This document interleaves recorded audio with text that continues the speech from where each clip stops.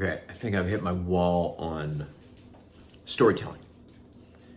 Not the thing itself, not the story, but the word storytelling, as it's even being used in films. Like the past two nights, it's unbelievable. Very recent films of 2022 that I've watched where I'm like, they start off with this analysis and they say something to the effect of, we all long for stories. Stories are like oxygen. There's another one. Stories are like breathing. Always loved stories. Stories. The human beings can't survive without them.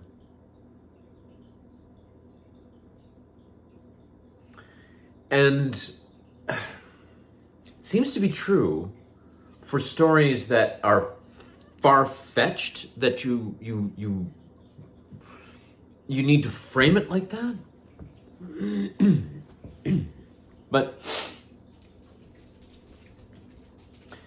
if you've set up at the beginning, you've said all human beings are storytellers, or the greatest human beings are storytellers, or artists are storytellers, or oh my God, the one. This is where I drew the line. Talking about stories, everybody has a story, and every brand has a story, and so you see how it's this trope. It's this ongoing story idea that we keep hearing it everywhere. And we hear it so often that I don't know what it means anymore. So, here's where I draw the line. Drew the line at this ad. So I was at a movie in the theater, and there was this ad for a hotel chain with all these story things happening they never show you the inside of the hotel room. That's what I'm kind of most interested in. But it's more people diving into waterfalls, running on beaches with children. Vacation things. But they said, every hotel room has a story. And I said, when I check into a hotel room, man, I don't want to know that there's a backstory in this in here. I want to be the beginning, and probably I also imagine that I'm the end of the story too, but I don't want to know the story of what happened in here last night or any night. I'm not concerned with this hotel's when people talk about the hotel has a history, that's different. So-and-so slept here once. Lots of famous people stay in hotels. And so, the story. Anyway, that's where I said, enough, man, enough. But then it goes on. It just never ends. And I thought that we called it out at some point. I thought somebody said,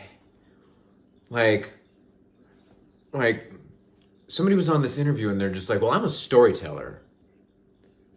And the interviewer says, well, everybody I ever talk to says that they're a storyteller. And there are storytelling elements that are worthwhile, but they have to be, you have to take a word as big as story, because what is story? What story means to me, like the plot, the underlying, the subject, and the sequence of events. The plotting of it. Okay, so isn't that one element? But does that actually get it? No, I think that instead people are like, there's more shading, and there's more depth and backstory to it. So that's another storytelling element, isn't it? That's another thing. Then there's the way in which you're telling the story, the style. And are you telling it sequentially, or are you breaking it up? There's things like that. Are you telling it from one point of view or several? But why, no matter what you were doing, why would you tell us what you're doing? I think here's the thing. Some of the great film masters whom I love, they don't talk in terms of like, they almost despise the word story. Robert Altman was against it. Alain Rene, he said, I'm not really, it's not a story I'm focused on. It's more like an emotional experience.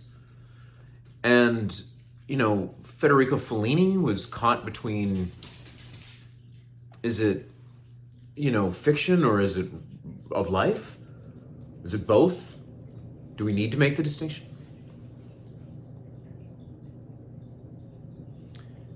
So, we're already beyond the story, okay?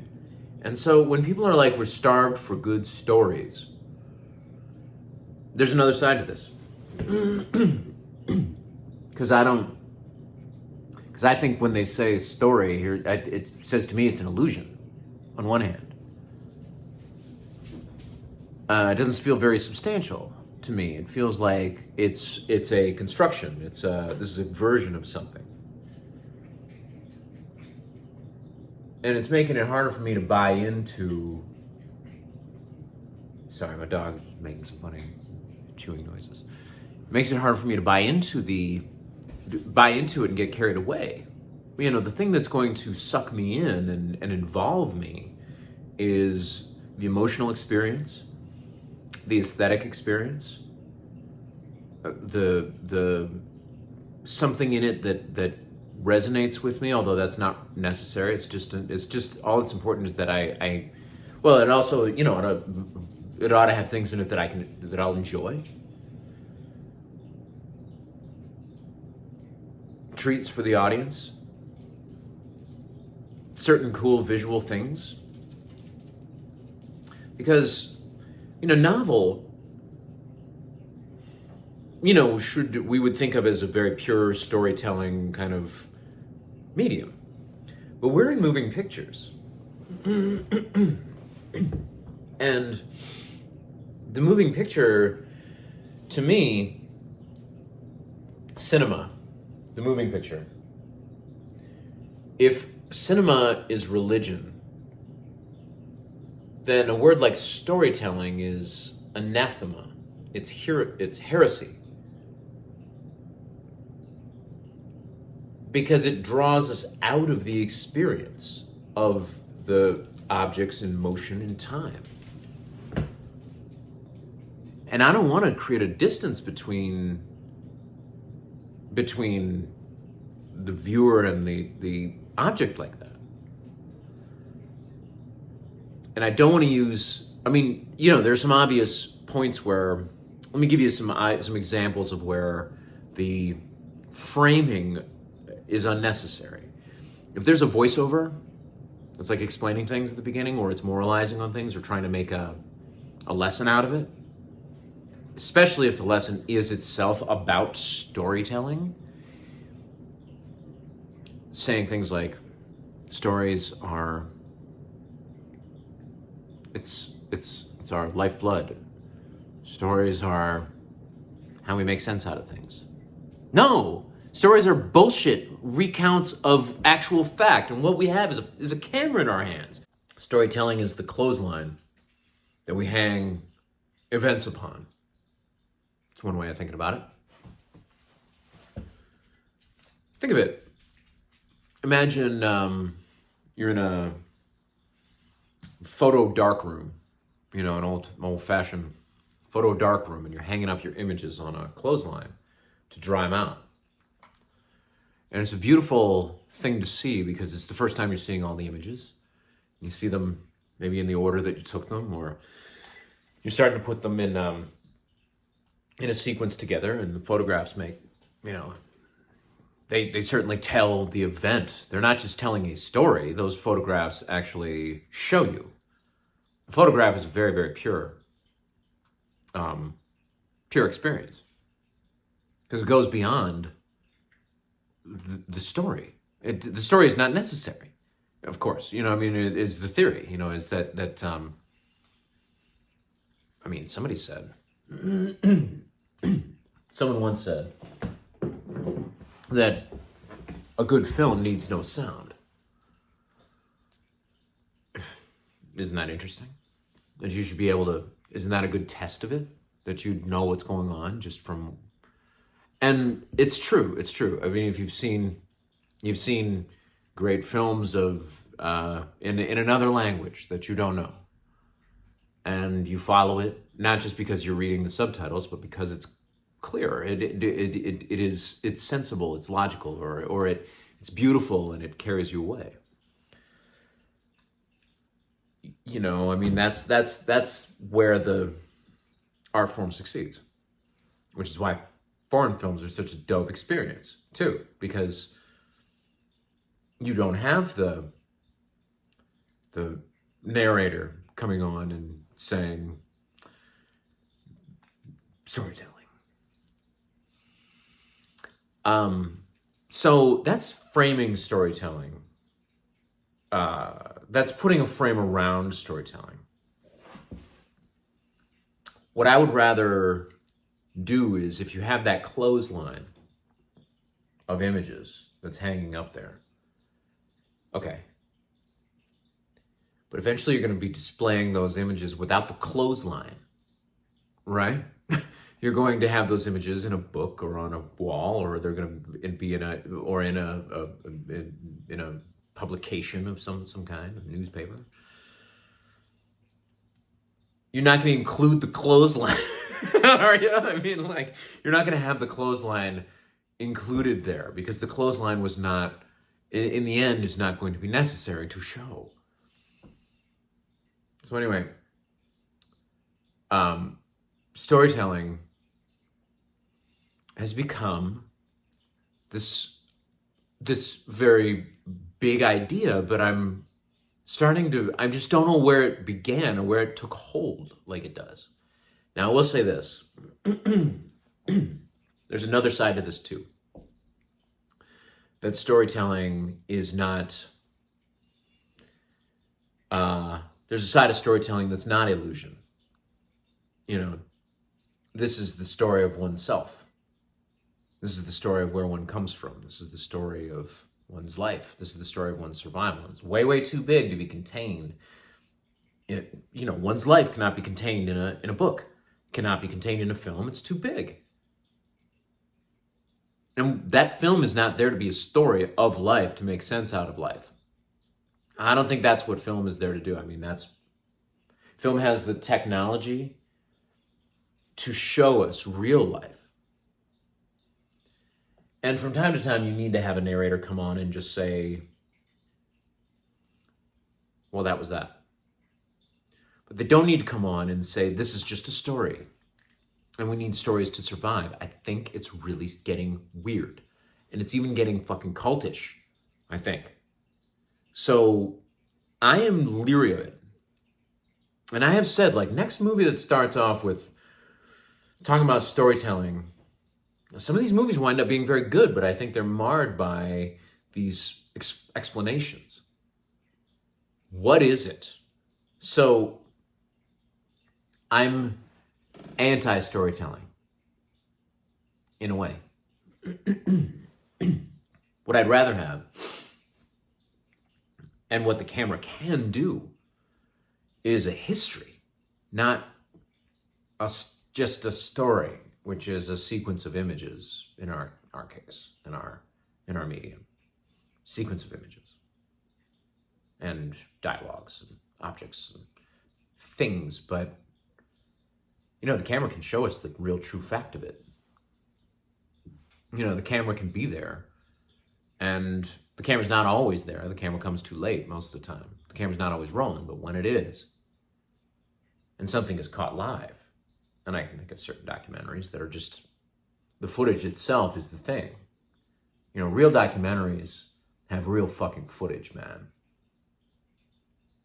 They have fact in front of your eyes, and that is what the camera has the power to do, and that's why the best documentaries just show us these incredible experiences, like Powakatsi, Woodstock, The Cove,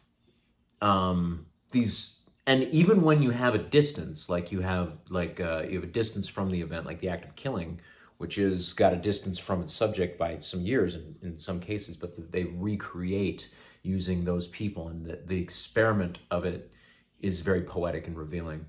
It's brilliant. And I really even heard one time, God, it pissed me off, listening to a panel of people talking about, I don't know how this panel came together because we were just there to hear this one key speaker in a way. And this other guy just wound up on this panel.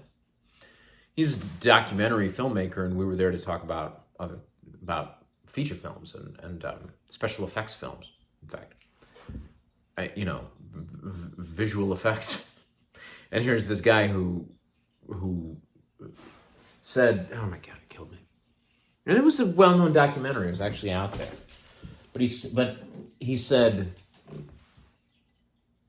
well, yeah, we fudged some things, but why let the truth get in the way of a good story? And the keynote speaker turned and he said something fantastic. He said, no, I like facts. Facts are good. And it was a schooling and he wasn't fooling, man. I mean, like, basically this documentary director basically came out and just said, yeah, my documentary is bullshit. So what? Documentaries are bullshit. Like, in his, like, are allowed to be bullshit in his set of ethics.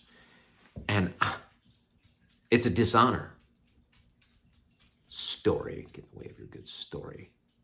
Honor is what film can do for its subject. Film can capture the honor, the integrity, and the living human.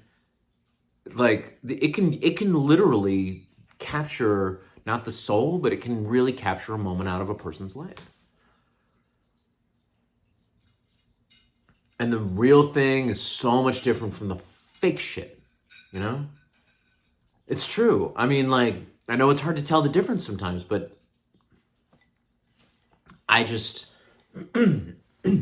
rather than rhapsodize or storytell, give me the real experience. And if you got that, you don't need all this other, you don't need to structure it, because it'll be there, it'll be complete. I mean, yeah, there's structuring involved. I mean, that's another element of, that's another thing that we talk about with storytelling is the actual, like the how, it's the how you're doing. How you're making it, how you create. But to me, the word storytelling doesn't really do that, because we're going to show you something.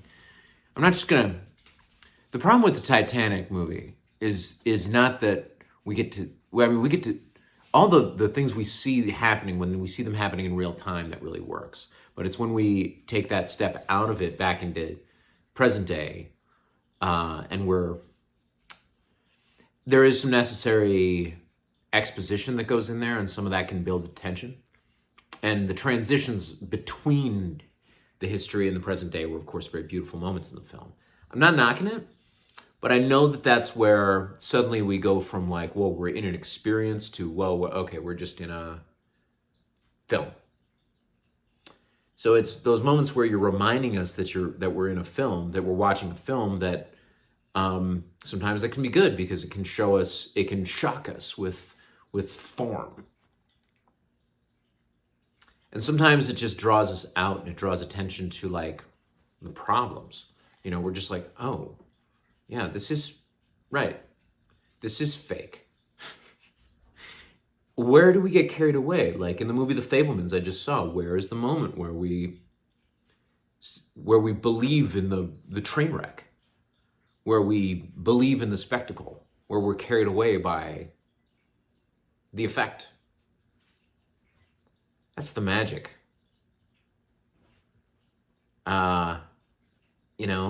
And telling, I'm just going to say, like, I just don't believe in it. I'm going to avoid it at all costs. I try to avoid it like an evil thing, man. To me, the explanation is already there. You know what I mean? There's a lot of strange movie makers who, like, let's say that David Lynch started putting a lot more voiceover on his films to, like, And you know what all this stuff means, What if at the end of Life of Pi, we didn't find out that it was just a story? What if it didn't have any narration over top of it, no frame, with no narrative frame whatsoever, and we're just in it? That's a movie about how a story, the only way that the guy could contain the story of his grief was through this made-up set of symbols. And yeah, it's what we all do. And yeah, that story is really fantastic, but the story does not substitute for the real thing. The story is merely an interpretation or a view or a representation of the thing. It's merely an object. It stands in place of something. It is there to introduce us to certain subjects, but it does not own the subject. It does not become definitive of the subject at any point in time. So we solve this problem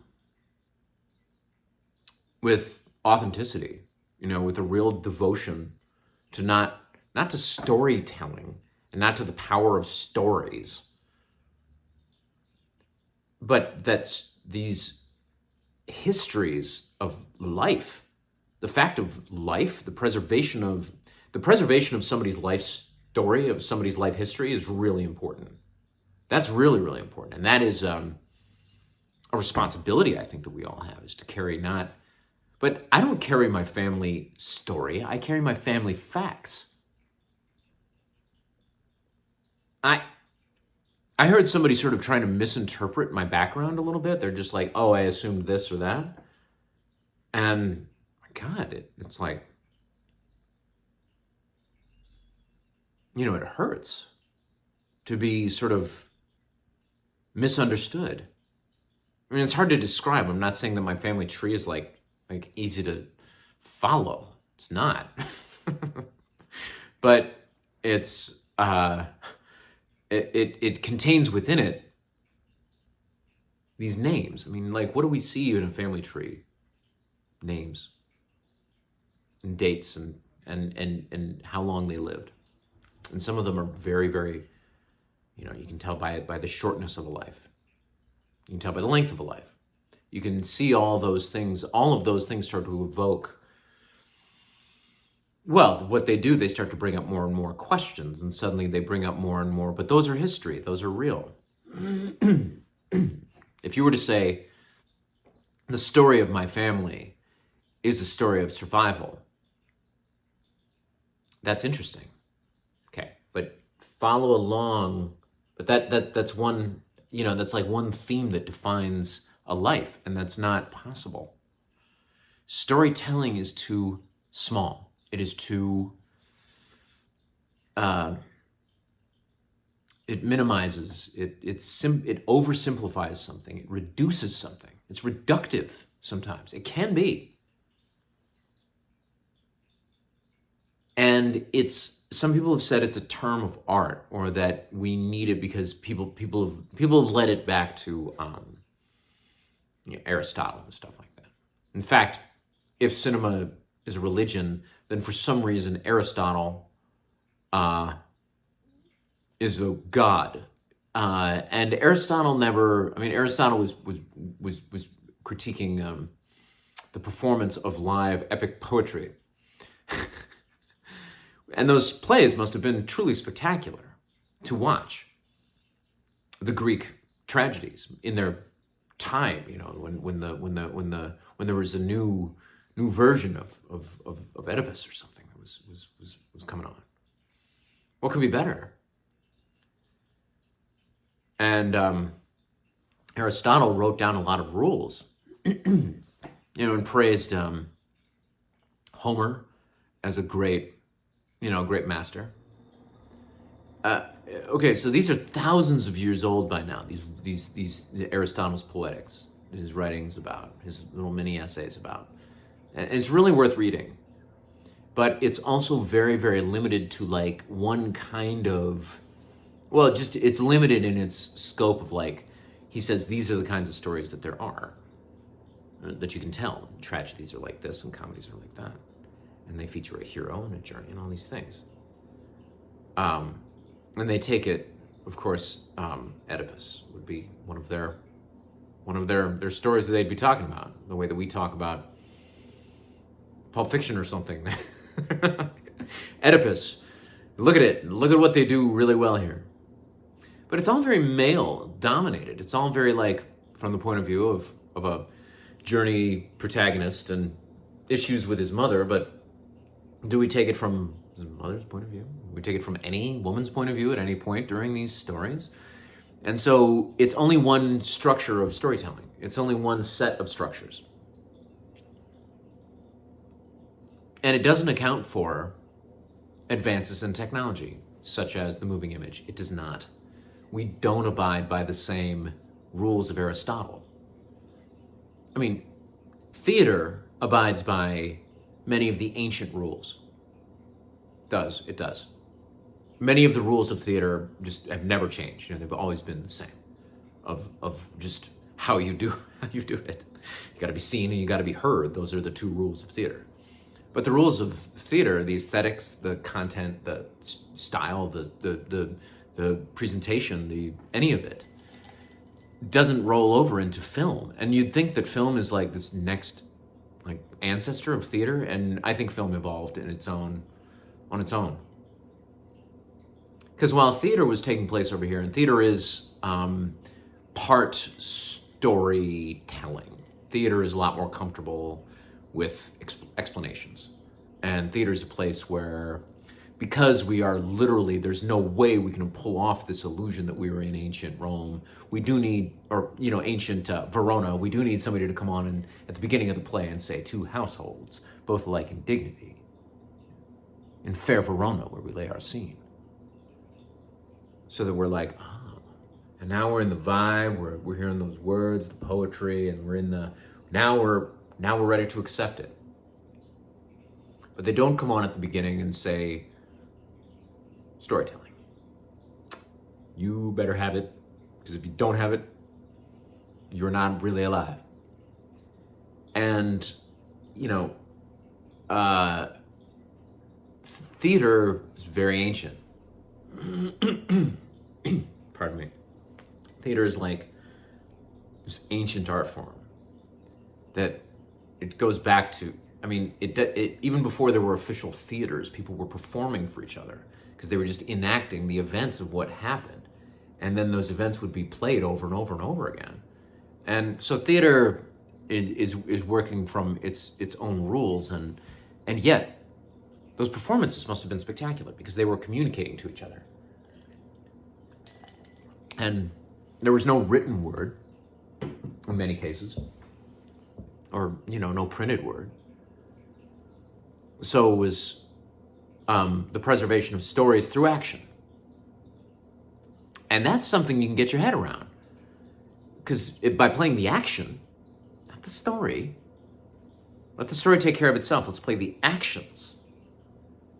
And in the enacting of them, we're not storytellers when we perform. We are story beings. We're the beings of the story. We're making it into flesh. And that is not telling. It is being. We're story beings.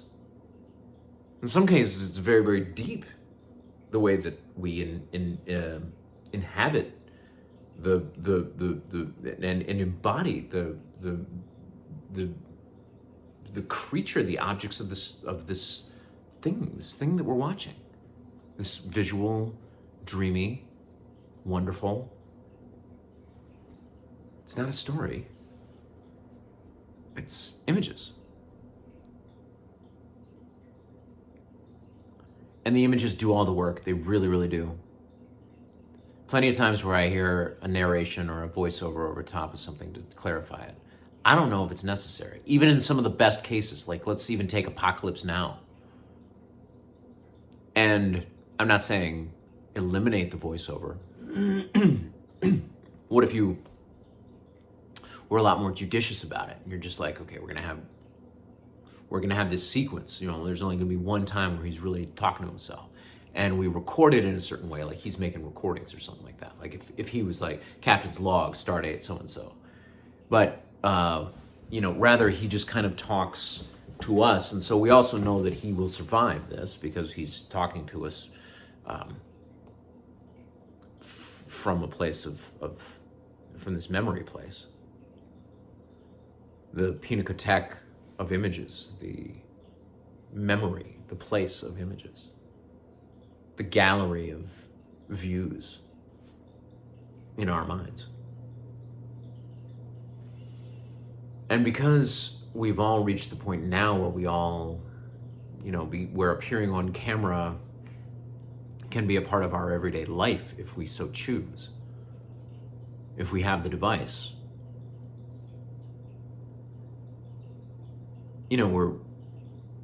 We're representing an image that goes far beyond a mere story. Like, I'm not going to tell, like, if I were to make a documentary or a film about, like, my father, like something personal in my life or something like that, right? You're always going to be struggling up against something. It is always going to be reality there with you to hopefully to keep you focused on what's important and to keep you from getting carried away. If something was so personal, the story of your own life, that you're telling it, I don't know, it's a big responsibility that you suddenly have.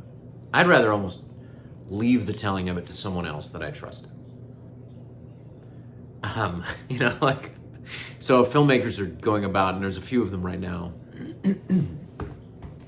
whether or not they're autobiographical, they're very, very personal. And I've seen that with a number of films lately. People are making films as though they are their last, which is cinema's sort of like something special going on in movies when they become personal like that. But is it warped? Is it biased? Is it a distortion of events? Because we at home, we're going to take it for real. We're going to be like, well, I understand it better now. I understand the meaning of it. Meaning is another thing that we need to get at. Because really, aren't we meaning making? Aren't we? We're not storytelling. We're meaning making. Really, I mean, if we take an observation, a witness of events, and then we, in some way, have not only our own perspective but one other, then suddenly we understand it very well. We have a very good understanding of fact, and that's what I think that we have a chance to do. Not story making, not storytelling, but meaning making and fact. Proof of fact. Which is why, man, if you were a documentary maker and you don't have the footage, you ain't got shit, man. If you don't have the real footage and you don't have the real exclusive footage, you're not making a documentary, man. You're not reporting. You're not giving us anything. You're stabbing in the dark. You don't know any more than anybody else that does. You don't have a unique perspective on it. But if it's yours, especially if it's your footage that you got through your own camera, then it's real, and it's going to be vivid, and the difference will be clear. It's the difference between something that is made about history, that they're just like, here's this story from the 70s of here's why it matters, and it uses archival footage and interviews, and see, an interview is not footage. An interview is an interview. An interview is more telling. It's important. It's important point of view. But it's not just a story. I mean, imagine every drop of rain that falls into an ocean. If you've ever seen a big storm out on the ocean, it's vast. It's very wet. Now this storm that I'm seeing, this is the story. And I love having a camera and trying to take it in. Not that I can recreate it for you, the viewer, and immerse you in it. It's too big for that. I only have one camera. But I mean, if there was a hurricane suddenly, we would have many people out there getting views on it. And then if we were all sharing it all together, which is what we have the capability of doing now, is the sharing of these video images in a very, very immediate kind of way. Then we have a better understanding of the event, what's happening, what it was like, what caused it, how it works, what it's like to be there, from the people who experienced it directly. Now that is what I'm looking for. But it ain't good enough to just say, like, what if it was this? What if it was that? Like, you're making a fucking movie, man. You're doing something that you have a responsibility with, because documentary is not just a form. I think when you say it's documentary, that and a viewer is going to have, that's a word that I think a viewer ought to be able to trust. Even if it is just a documentary that gives you the essence of someone's character or something. Even if it's just following Fran Lebowitz around, which I think is great documentary stuff. Pretend It's a City on Netflix. That's great documentary stuff going on there.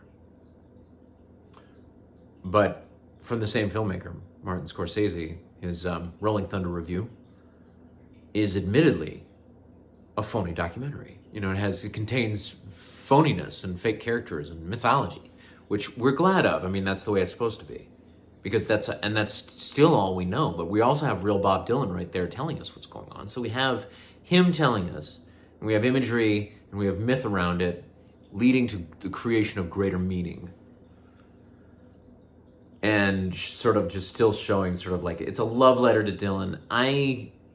But let's not call it documentary, you know? It's in documentary form. It contains real live footage, mixed with distortion and other treats for the audience to truly make Bob Dylan's life story during that time, a more enjoyable, greater mystery.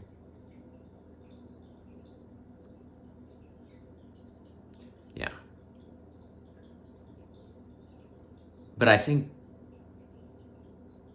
let's say, knowing it more in depth from the point of view of any of those figures, say Joan Baez,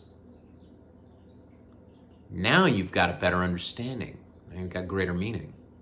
Maybe these films, maybe no one film can contain a story. I mean, how can you cover something like 9/11 in one film? You have to have a compendium of films that show views on it, if you are to. And I'm not sure if we've still produced a definitive classic on the event, because it takes so many views to put together such a overwhelming thing, you know? So I take a broad view on these things, a critical eye, and I'm glad. It means I can't enjoy as many things once I become aware of this, you know, these tricks. I mean, there's always something to enjoy in a film. But I think we need to trust our audience a little more, and we need to get this storytelling idea. We need to keep those storytelling secrets to ourselves.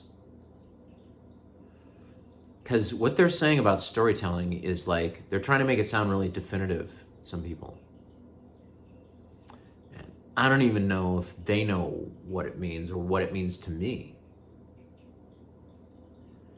They are using it in their own way, and that's cool. I refuse it. I break it down into other bits. The plotting, the characters, the smoothness and sometimes the abruptness of the rhythm in the editing.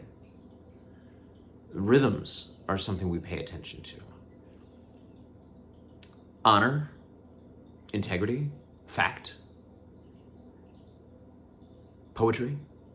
These are all real things that we can get our heads around. The funniest thing I ever heard, this is hilarious. It was after a play I just put on, directed, and it had opened. We had a friend, we were hanging out at the cast, and some friends came by.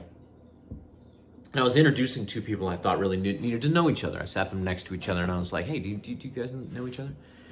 And the woman's a wonderful actor in the cast, but she'd only started acting a few years before, and so she was really kind of took a funny view on it, didn't take seriously the same things that everybody else does, and sort of found it all kind of funny and entertaining, and she was great. And it's great to have people around who just like, who are just saying, what are we doing? You know, people who are like new to it are a blast, because they're just like, you know, they're down, but they're still questioning things, and I think that's a great place to be at. We should always be there. She's sitting there. She's just had a great show. And my friend is my filmmaker friend is there, and he's sitting next to her. And she says, "Now, what do you do?" He says, "Well, you know, essentially, I'm a storyteller." And she says, "Do you mean like at the library?"